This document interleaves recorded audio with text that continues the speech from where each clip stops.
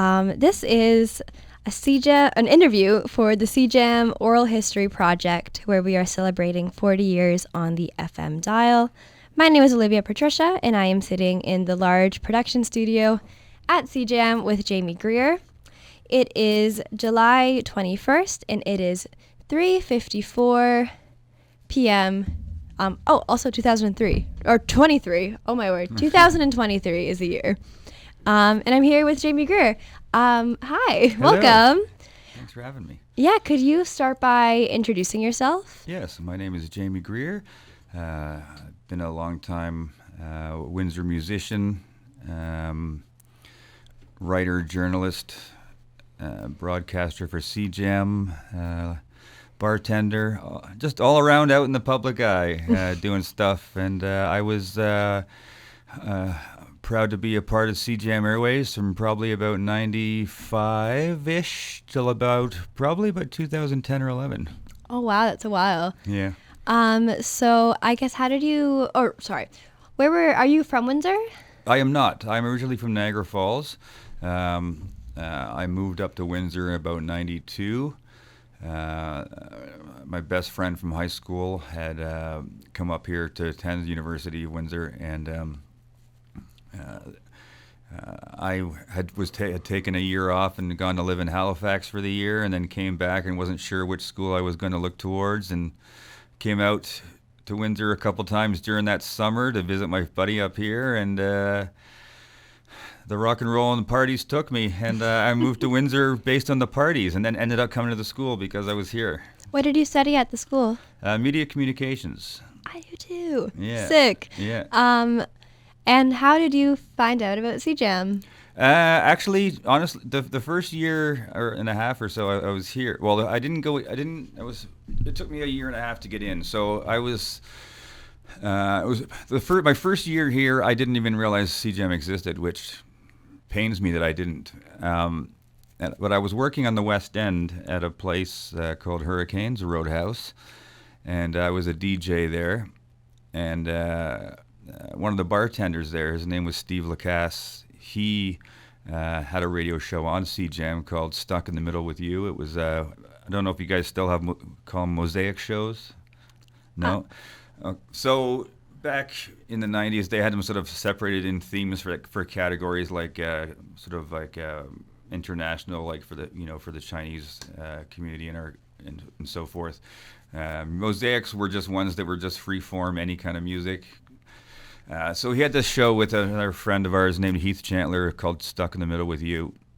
And it was just a combination, a couple of friends having some witty banter, and then they would play 3 or 4 songs. And the music style was very eclectic. Like, you were just as much to hear 1930s jazz as you would Kraftwerk or Ministry or Minor Threat, or it was everything. It was all over the place, from blues to country to whatever we were in the mood for that day. It was a very open musical concept, and then they would chat. Well, Heath couldn't do the radio show anymore, so he ended up dropping out.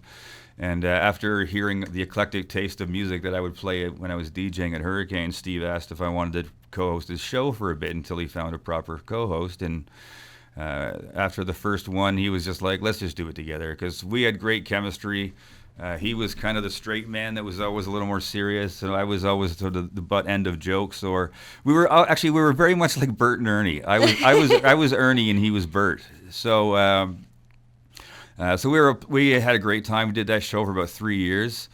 Interviewed a lot of cool musicians, most of which were so underground that they were flabbergasted that somebody called to interview them. We interviewed this New York pop duo called Ass Baboons of Venus. They were from New York City, and it was this guy that did these electro beats and kind of really sort of late 80s Butthole Surfers guitar sounds and stuff, and then his wife was an Asian immigrant who didn't speak English all that well. But she would scream very Yoko Ono style, these kind of, and we just fell in love with them. So we kept getting all the singles here. So we would play anything that came in on our show all the time, guaranteed. We would always play at least one stuff, and when a new song came out, or a new one came in, we'd play the whole 45. And so finally we tracked them down and we called them. And it took us, most of the interview is us trying to convince her that we were not pranking her. Because like they didn't really tour. They just put these vinyl out and just sent them out to the world. And we just called them cold out of the blue. And she literally had a baby in her arm and she was doing the dishes or something in the apartment and he was off at work. So she thought somebody was pulling a prank on her. It took us forever and she was so blown away that somebody from, like, we were calling New York City from this little small college radio station in Windsor, Ontario, for this interview. It was funny, but it was a great time and a great introduction to CJAM for sure. That's amazing. Yeah. What a funny story. Yeah, it was a lot of fun. And so that probably went from about 93 to about 96-ish. And by that time, I was now performing in the local Windsor music scene. I was in a punk band called Toast at the time. And so Steve and I just decided to end the show. It was nothing to do with each other. We both are still to this day are great friends.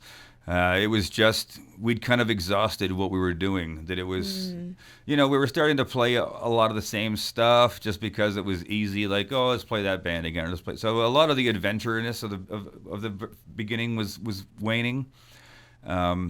We were getting more and more busier with other things outside of work and school and stuff. So that, like, he was DJing downtown more. I was playing with my band. So there was a lot of times where we just couldn't. So we were always getting co-hosts. So it was. The magic was Steve and I. It wasn't so whenever either one of us had a co-host, it just didn't feel the same. So we decided to end the show. He did his own more of electronic show. He was friends with like Richie Houghton and a lot of that early stuff. So he wasn't Chris. I don't know what was Richie he was friends with. It was a bunch of the guys from Detroit though. He actually DJ'd as a Kool-Aid Chemist, and he downtown. So. He did more of that. I briefly did a show similar to the previous one called Ear Gravy, but after about a year and a half of playing in the Windsor music scene, I was more entrenched with what was going on locally musically. So Ear Gravy, I think, lasted about 6 months, and that's when I switched it to the Windsor Scene, so that was probably around 88, 89, I would say. Because the one thing I discovered was that that I was blown away by how many great bands there was in town and musicians and songwriters and everything else. But I was flabbergasted by how nobody outside of the same 10 or 20 people I would see at shows seemed to know that these people existed. And I would ask people, like, where can I find out more about local bands? Like, because, I mean, I've seen like 4 and they've all blown my mind. There must be more than just 4. And they're like, I don't know. There's nowhere. And I'd be like, what? Like, I mean, CJAM was obviously playing local bands, but it would be scattershot throughout different shows. So you might hear some punk stuff in the punk shows or what have you. But there was no centralized show doing that. And the local newspaper sure wasn't. Like, I mean, they wouldn't cover bands like the Tea Party until the Tea Party made it. So you know what I mean? Like, it was like you had to make it somewhere else first before it seemed local media would cover them.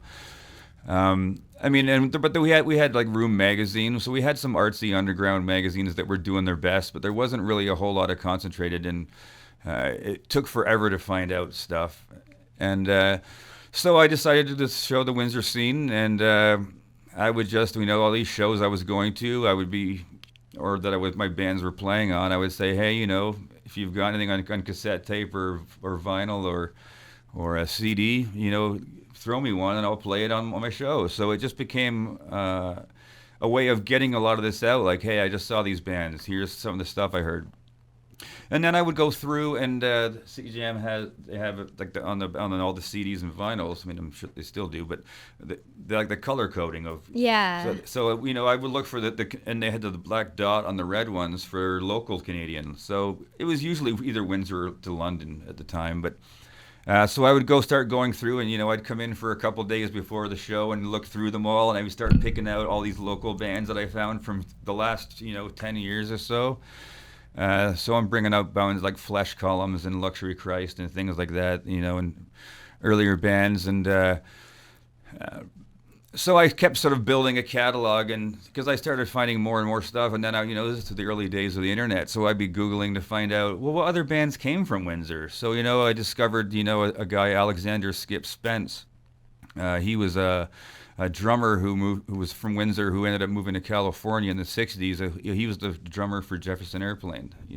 He's on the recording on White Rabbit, and then he quit Jefferson Airplane and started a band called Moby Grape, and then he put out a solo album called Ore. That's considered one of the most influential folk rock records from the West Coast in the '60s, and it inspired Robert Plant from Zeppelin. Beck, it's one of his favorite records. It's one of the albums that inspired Beck. He actually, a few years ago, Beck did a thing called Beck's Record Club, where he would invite other famous musicians into his studio, and he would just record front to back a classic album. And that was one of the albums he did. So, this was a highly revered album. So I would play tracks off that, because most people in Windsor have no idea about this guy.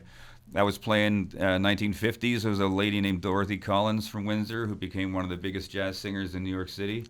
She was on the radio, had pop hits, jazz songs, so I'd play some of her stuff. So it was like, try to bring back a little bit of, not respect, but appreciation locally for just how much music we have had that's gotten out into the world. And not everyone made it as big as Skip Spence or Dorothy Collins. Actually, Jack Scott in the '50s and early '60s was a singer in kind of the Elvis mold. He actually has the most number one songs to chart, or most top 10 songs to chart in a 18-week span on Billboard and Billboard Music Hearts. The only band that beat him in that time frame was the Beatles. Oh, wow. So, and this guy is a Windsor singer, Jack Scott. So, it's like a lot of people don't realize a lot of this stuff. So, I would start bringing in all the older stuff I could find outside of the library here, inside the library here, because obviously there were so many local cassette tapes from bands in the '80s that, had home recordings they made and brought in. So it became this whole kind of thing of seeing where we've been, where who's come out of here, and just to shed a spotlight on who's playing here now. And it really, the local bands were so into it. They were so supportive. And around the same time, I had started writing a newspaper column for Upfront magazine, which was another arts magazine in the early 2000s, late '90s. Where it was kind of like, because I was always used to read Detroit magazines and Toronto magazines where I grew up. And I loved the whole section they'd have where they would run down maybe the 10 or 12 must-see shows in town that week, and kind of give you a little brief bios on each band or whatever. So I did that. That was actually the beginning of the Windsor Scene was there, and it was about probably a few months after I'd started that column that I had the idea to switch Ear Gravy into a radio companion of my own piece, so that way I could cross promote both. So on CJAM I would advertise, you can find my further write-up in the magazine, and in the magazine there'd be the write-up, CJAM, catch it on CJAM every Wednesday or Tuesday, whatever it was. And for about 15 years, I was writing an Upfront magazine, Windsor Independent, briefly in the Windsor Star. But it became a passion of mine to really promote Windsor's music scene, past and present. And eventually, the reason why I stopped both was because my own musical projects were getting bigger and getting more attention, and it just became too hectic. And obviously, conflict of interest, because I didn't like to write about my own bands a lot. I would write, and if I did, I would kind of downplay it, and because it's tough to subjectively write about your own stuff. But as one of my bands, we got signed to a label in 2009, and we were touring and playing a lot of the big festivals, and I couldn't write about myself without it sounding like I was blowing smoke out my own behind. There wasn't a whole lot of other people still writing about that. There was a few that took up the mantle, but so that was kind of when I was kind of like, it's time for me to step out, because I can't be a completely objective observer anymore at this point. I need to focus more on my own projects. But so it won a lot of awards with the Windsor Scene. I've got a lot of jammies sitting in my house of various shape and design. I think the first one I won was just a CD flipped around and taped to a piece of paper, a printout. It's pretty awesome. And then written on marker, CJAM 1999, whatever it was. Yeah, pretty. And then summer trophies, so it's great. So that was pretty long, and then after I kind of left the program, the music director at the time, I think it was Adam Fox, had asked if if they could keep the show going, and I was pretty flattered. I'd already been starting to get very similar to how I left Stuck in the Middle with you. Was I was starting to get a lot of more guest hosts to run it for me because just my various projects and work were getting in the way. So we managed to do a pretty easy transfer to one of my guest hosts, who was Randy Irving, and she took over for a few years. And then ever since then, it's been like it's been nice to see it keeps going, because I think it's had about 3 or 4 hosts since Randy, and now Bobby's doing a great job with it. So, Bobby was in today, and I interviewed nice. him about it. Nice. Yeah. It's funny because I was playing Bobby's music when he first started. So like I was kind of finishing up as he was starting in the music scene. So it's funny to how it kind of goes in full circle. So I was thrilled to see him when he took over a year or so ago, and he's doing a great job of it. So it's just flattering to see that show going on, and it's nice to know that it's still that culturally appreciated and becomes such a necessity for our local music scene. Mm-hmm. What was your band called again? I've been in a lot. The first one was Toast. Then it was I was in a glam rock band called Trailer Park Sex Cowboys at the early 2000s. Then a country band called The Hung Jury, but mostly more like sort of just like outlaw country, like more like Willie Nelson, Johnny Cash stuff. Okay. Definitely not Rascal, not Rascal Flatts kind of stuff. We're still we never really break up. We just kind of drift off on our horses, and then we meet up in saloons, and then it goes back together. So that's still ongoing. The band that got signed in 2009 was the Golden Hands Before God.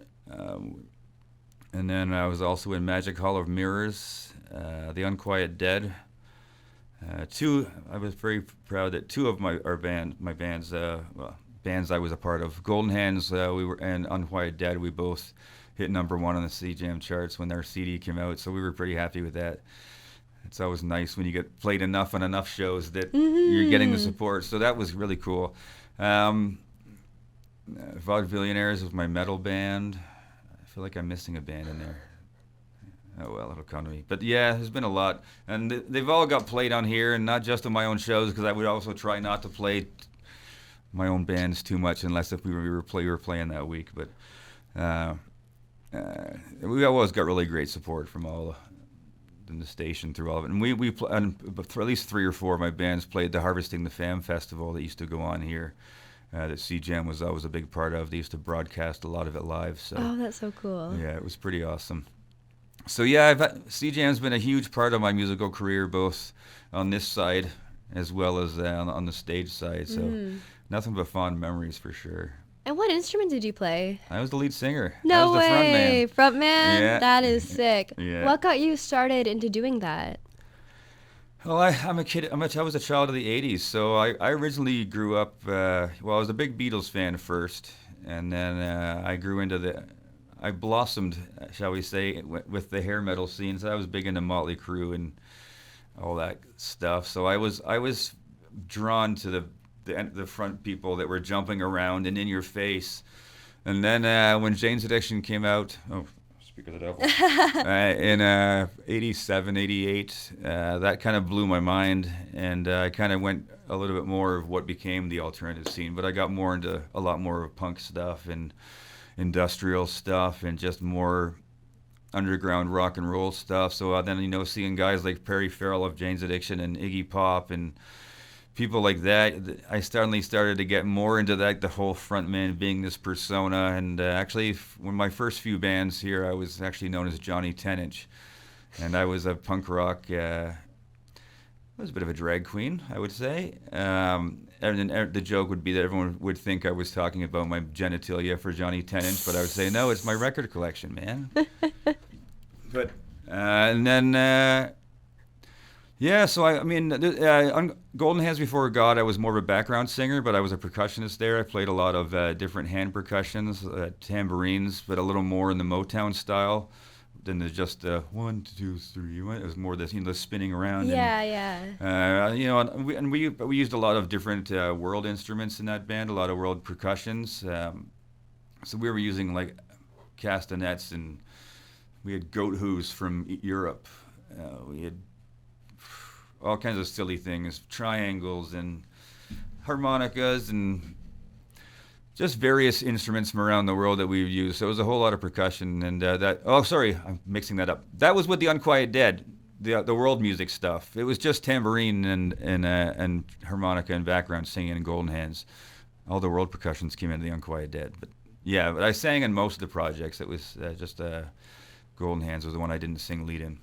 Oh, that's still really cool. It's great to be a part of a project, whether you're the front man. In fact, the reason I joined that was because I was getting a bit burned out from being the front man, and I just wanted to kind of play music and just get lost in it and not have to worry about the performance. Yeah. So, which unfortunately it still became part. I shouldn't say that. Unfortunately, it was still a great time, but the performance came out of me because I couldn't hit things and stay quiet, so it got a little rowdy, but. Rock and roll, man. Rock and roll. And what have you done since leaving CJAM? Actually, I left writing, covering local music, and I switched to writing about professional wrestling. Oh my word! I've been a wrestling fan since I was about 7 or 8, and I've always loved wrestling. I still watch it, and yes, I know it's predetermined. The fans and the wrestlers don't like the F word, fake. But I've always been fascinated with it, not just the performance of it and the watching it, and the giddiness and how it makes you feel like a little kid again, but just the whole setting it up and the right story writing and everything else. So I was writing for an online sports company, Last Word on Sports, and then I was editing and running their wrestling section for a few years, and then during the pandemic, I went down a rabbit hole just because kind of how I built the Windsor Scene, I now applied it to wrestling. So I was like, I wonder how much wrestling stories I can get from Windsor. And it turned into so much that I'm actually now about 1 year and 8 months into writing my first book. Oh, that is so cool. About Windsor wrestling. Yeah, it's called Killers, Butchers, Crybabies, and Canadian Destroyers. That's a great title. It's named after guys Killer Kowalski, Abdul the Butcher, the George Crybaby Cannon, and the Canadian Destroyer was a wrestler from here named Doug Chevalier, a masked wrestler who was a mentor to Scott D'Amore, who now runs Impact Wrestling, one of the biggest wrestling companies in the world. And it's also the name of a finishing move that a guy, Petey Williams from here, uses on TV. So it's kind of 3 Canadian Destroyer connections. So the Canadian Destroyers, and it goes back over 120 years. Oh wow, that's crazy. It's almost done. So so I've become a wrestling historian, journalist, writer, and That's like, and you said you covered bands. Yeah. I heard that you had, alongside the Windsor Scene, you had the Windsor Zine. Well, I did that after that was briefly when there was no magazines around. There was a spell because a lot of these like Up Front ran for 4 or 5 years, and then it went under because the owners moved to Ottawa, and then there'd be another magazine would pop up for 2 or 3 years. There was Windsor Independent. Gosh, I'm forgetting them all. But there was a Wham. So I would write for them whenever a new one would pop. I would just write for them. But there was a period where there was no active public in print publication. So I decided to do an online version as sort of an online zine rather than a scene, which was more of an extension.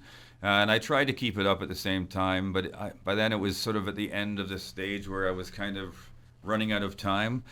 and I realized writing the newspaper thing, uh, doing my two or three, and a lot of times I had two or three bands going on at the same time. So between that and work, it just became too much time because I was trying to do more so I could do more in-depth things such as, full-on CD reviews, which I did a lot of, but you can only fit one or two, a month in a magazine. And there was a time, I mean, the 2000s to about 2015 were so hot at one point that, there was new stuff coming out. It was almost a release a month, two or three, plus singles, plus EPs, and it was just going crazy. So I was trying to do more of that, more interviews and things like that. It didn't last long. I think it lasted maybe a year, and it was unfortunately kind of at the tail end. But yeah, that was another extension of the Windsor Scene. So yeah, I wish it had lasted longer, but unfortunately, other things came along. It happens. Like John Lennon said, life's what happens when you're busy making other plans. Yeah, yeah. So I guess what do you do now for work? For money, I work in medical admissions. Okay. For an X-ray company in town. Before that, I've been doing that for about 7 years, off at various places. I was at the hospital for a while, and then for a private nursing company.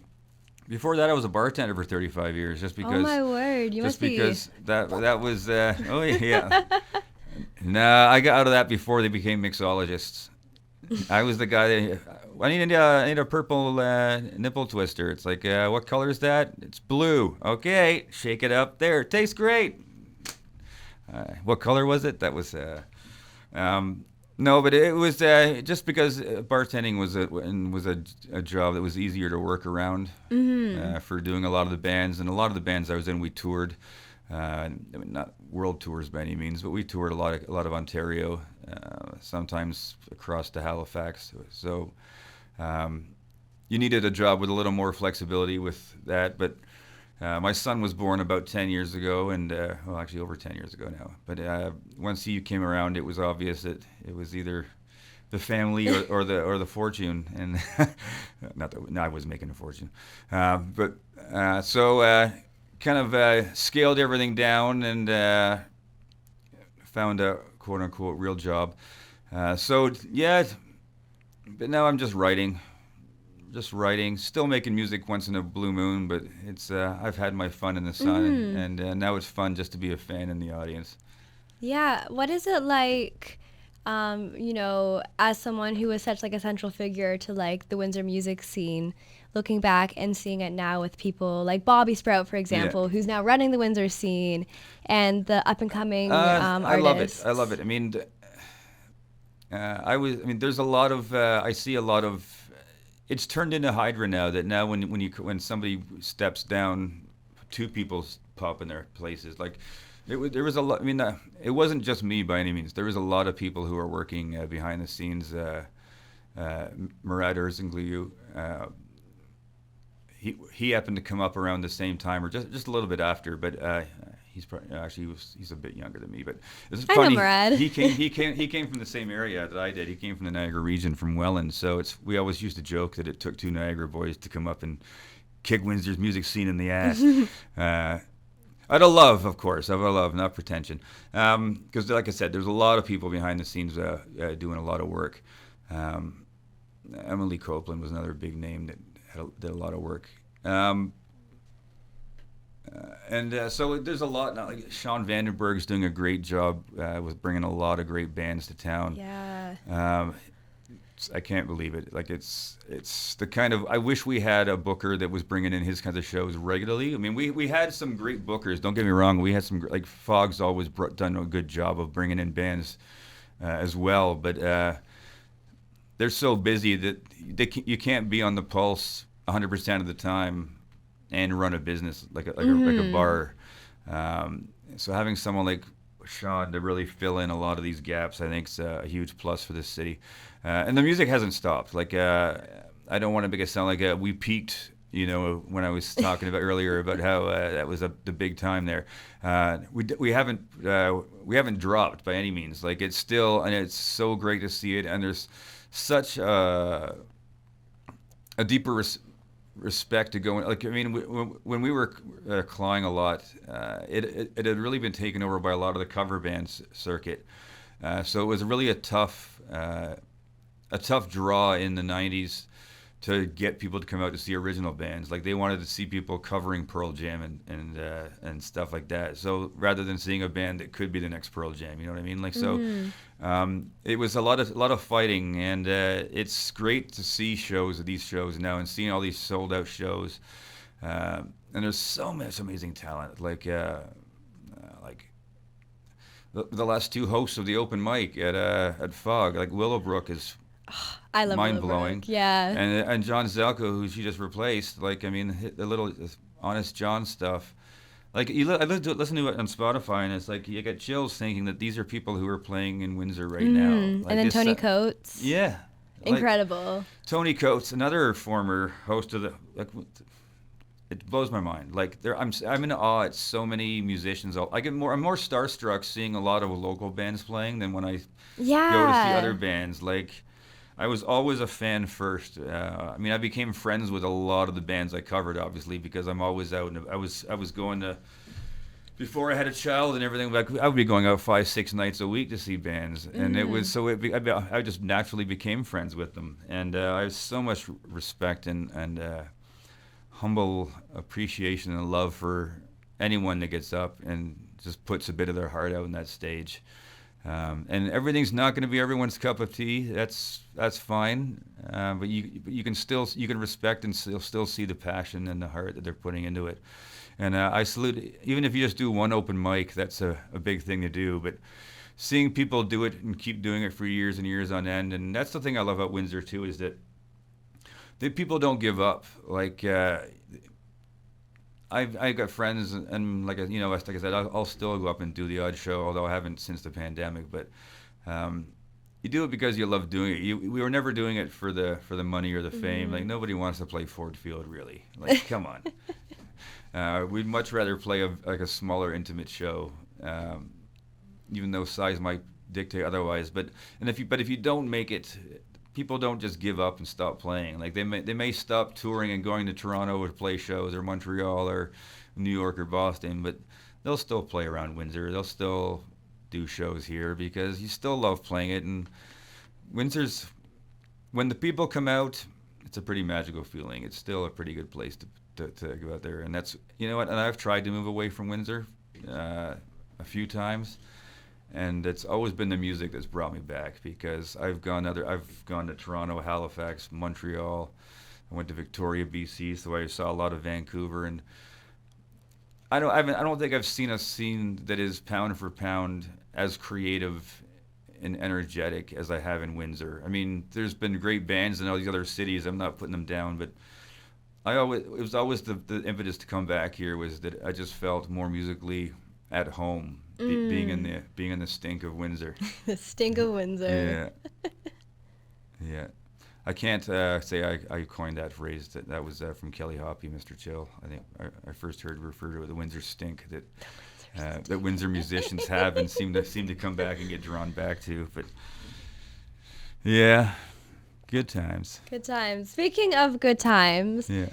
Do you have any silly or special memories from your time at CJAM, either in the studio or around the station? Anything you'd like to share?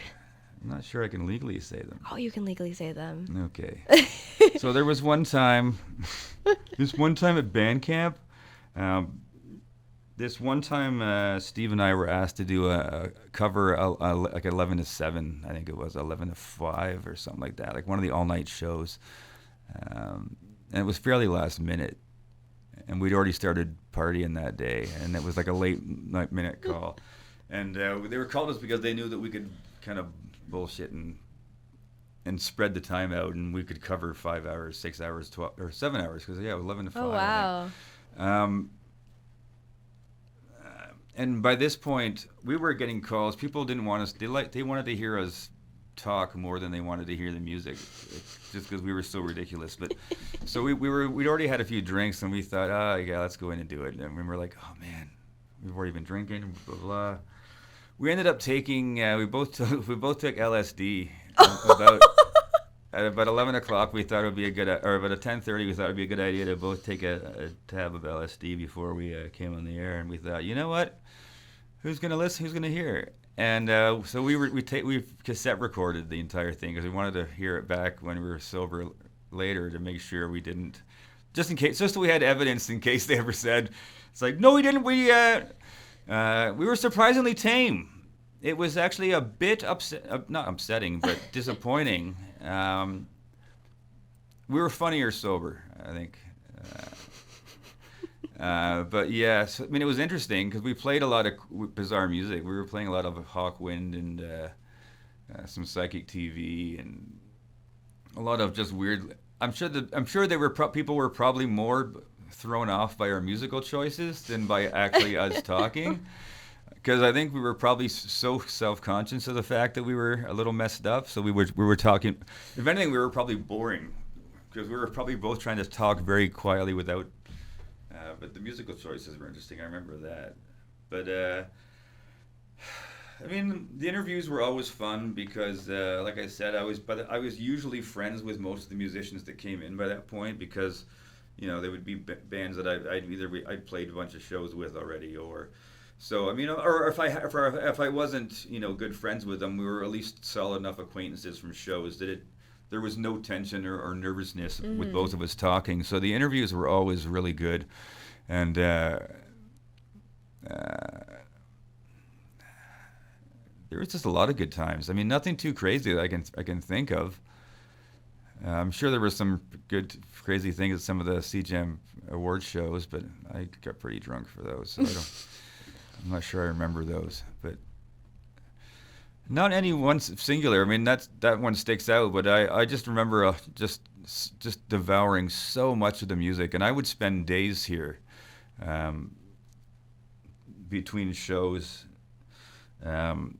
just sitting, going through, discovering, you know, CDs that had come through or CDs that hadn't come through. Actually, I was when Christian Gagne was a station manager. I was part of the music selection committee that when they first started that, listening to all the CDs coming in. So we come in doing that, and actually it was my OCD that finally made the.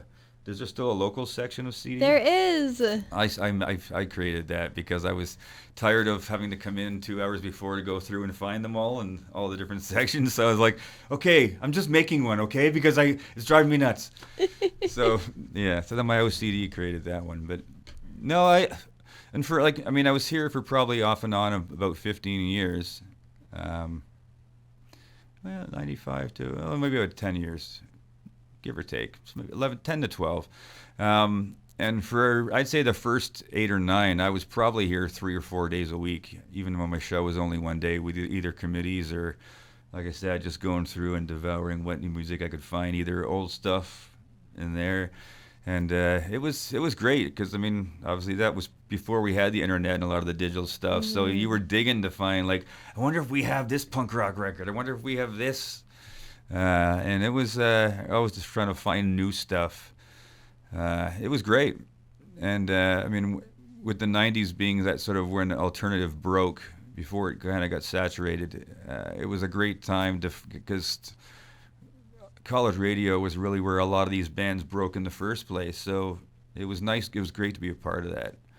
And yeah, it's just it's a vibe I remember more than a specific moment. It's just the whole experience. It's, you know, it feels like you see like a show. There's a movie called Pirate Radio about the underground rock and roll radio of the 60s, and it's like that. You know, it's like you kind of just. There's a certain vibe about radio when you're part of a counterculture, underground community radio like CJAM is, and when you get phone calls, you know, from listeners and things like that, and it's to know that you're a part of something that's building and bubbling in the underground, and having these events and people showing up, and then people coming to your shows when you're in a band and them saying, "Oh, I heard your song on CJAM." You know, it's like. Pretty cool feeling, and you feel like you've made a difference musically, and I think that's probably actually why I ended up not getting into radio, was because I was on CJAM for years, and then after I ended up getting a job as a producer briefly at CKLW, and I was there for about a year or so as a producer, and the more I got to realize that, because I wanted to get into radio when I was younger, but I was drawn to like the Alan Freeds of rock and roll, like Rosalie Tremblay's, like the people who were picking their own music that they wanted, so they could just break bands and stuff like that. The first person to play the Rolling Stones, the first person to play Joni Mitchell on the radio. You know what I mean? Yeah. But to find out that everything there was already programmed. Here's your playlist. Here's all the songs you're playing. What? It's like, That's so boring. It was. I was so disenfranchised that I was like, fuck radio. I'm just gonna go back into making my own music, and I'll just sling drinks until I make it. And but that's all right. I wouldn't be where I am now, and I'm in a great spot and loving life, so no regrets. I'm so glad. Before we wrap up, Yeah. I was wondering if you had any advice or words of wisdom you would share with future CJAMers or just people in general who want to make music and, I guess, break into the music scene. You know what? The best thing is don't try to impress anyone but yourself. There's always some musicians that are chasing, and DJs who are trying to chase and trying to predict what they think is going to be the next big thing or the trend. Or don't worry about that. Just make whatever's in you, and whether it's being on the radio, just speak your voice. Don't imagine yourself speaking. Don't imagine the audience you're speaking to, because the audience will find you. Because you're. Here's the deflating part: is that none of us are really that unique. I mean, we are our own individuals, but in the sense that emotionally, there's a lot of people who feel the way we do. So don't think that we have to try to talk to a certain audience, because if you've got a message that's honest, the right people will hear it, and they'll find you. Because if you worry too much about what the audience cares about things, you can get pulled off your own path very quickly, very easily. And it's a hard thing to chase the Joneses. You don't want to end up with a golden SUV with a pet silver fox or something. I don't know. But yeah, just be yourself, man. Be yourself. Yeah. I love that. Yeah. As you can see, I'm now getting gray and grizzled, so now I'm turning into like the Yoda. I've gone from being, I thought I was Luke Skywalker. I'm past Ben Kenobi. Now I'm turning into Yoda. If I ever need music advice, I'll go to the music Yoda of Windsor, Jamie Greer. Yeah. There is no try, only do. Oh, wait. Yes, that's right. I thought I split it up for a second. Well, thank you so much Thank for you. making the time out of your day. Absolutely. To come down to our little station I really and have wanted a to be chat a part with of this me. because, like I said, CJAM was a huge part of my life, and definitely helped me get to a lot of places that I needed to be, both musically and emotionally, and just to discover myself. So, got to give that back. Of course. Well, thank you so much again. Thank you. Thank you very much. Take care.